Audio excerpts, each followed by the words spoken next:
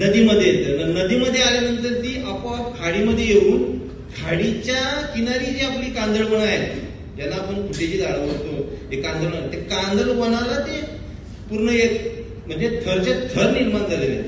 इथे उपस्थित सर्व अधिकारी आहेत, वन विभागाचे कर्मचारी आहेत, यांना तर माहितीच असेल, किंवा तुम्ही आता रायगड पट्ट्यातली सर्व आपली मंडळी आहे, तुम्हाला माहिती, तुमच्या माहितीसाठी सांगतो, अधिकाऱ्यांना आणि कर्मचाऱ्यांना माहिती, आणि इथे काम करणाऱ्या सर्व संशोधक आणि अभ्यासक आहेत, यांना पण या गोष्टी माहिती आहेत की MMI रिजन मध्ये पण आपल्या मुंबई आणि नवी मुंबईमध्ये एवढ्या प्रमाणात प्लास्टिक येतो.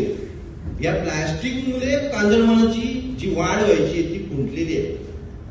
असा एक मोठा म्हणजे इम्पॉर्टंट म्हणजे गंभीर प्रश्न आहे हे कांदळवनांसाठी. त्याच्यासाठी खूप सारे NGOs आहेत, शिवाय आपलं कांदळवन प्रतिष्ठान आहे, कांदळवन कक्ष आहे, खूप मोठ्या प्रमाणात काम करतायत.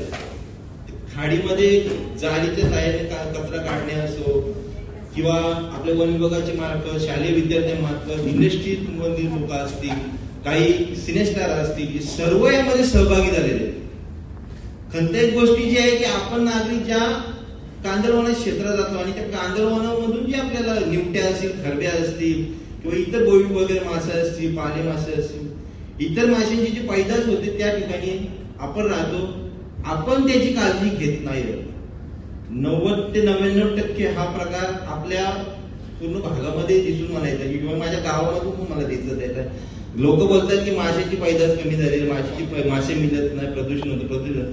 परंतु हा कालचक्र असा आहे की समुद्राची जी भरती ओढणी येते त्याप्रमाणे ते पाणी शुद्ध होत जातं, आणि ती मासेमारी आपली जरी कमी झाली असली तरी ती मासेमारी येण्याचं प्रमाण कमी झालं नाही.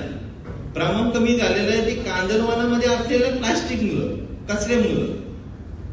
त्या कांदळवनाच्या खाली एवढा मोठा कचरा येऊन, शिवाय आता गेल्या 7 तारखेला एक मोठा महाप्रलय झाला. आपण बोललो की पूर झाला, शहरं बुडली, तलोद MIDC बुडली, किंवा कळंबोलीमध्ये मी माझ्या परिसराचा आनंद सांगतो, बुडली. तर याला कारण ही आहे, कारण कांदळवनामध्ये हे कचरा निर्माण झालेला आहे, तिथे गाळ झालेला आहे. त्या गालामुळं आणि कांदळवनामध्ये केलेल्या भरावामुळं ही शहरं आता बुडत चाललेली आहेत. कुठेतरी आपलं कांदळवन कक्ष असतील, मी वेळोवेळी शिंदे सरांना मी सांगत असतो की असं इथे होत आहे, ते ताबडतोब ऍक्शन घेऊन त्यांच्या अधिकारी कर्मचारी तिथे येतात, पाहणी करतात.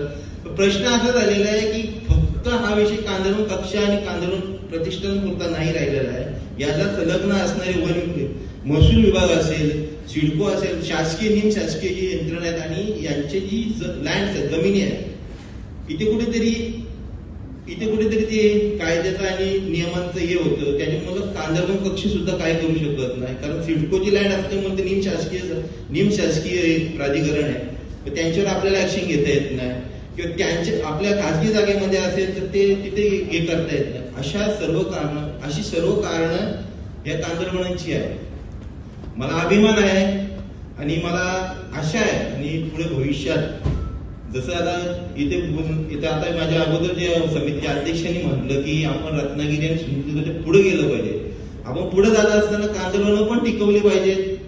कांदळवनामध्ये झालेली जी कचरा आहे, घाण आहे, ही पण कुठेतरी कमी गेला पाहिजे, आणि त्या उपजीविकेच्या माध्यमातून आपली भरभराटी कशी होईल.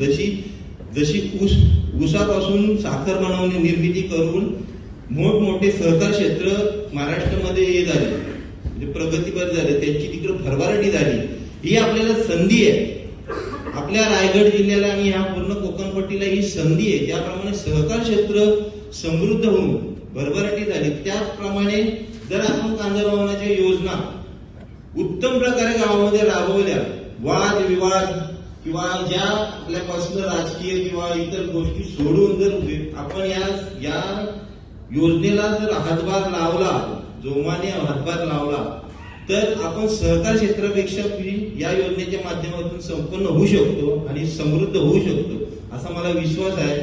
मला इथे बोलण्याची संधी दिली, आणि आज जागतिक कांदळवन दिवस संवर्धन दिनानिमित्त सर्वांना शुभेच्छा देतो, आणि अशाच प्रकारे या योजना उत्तम प्रकारे जलद गतीने होत ही आशा बाळगतो, आणि माझे दोन शब्द संपवतो. जय हिंद, जय महाराष्ट्र.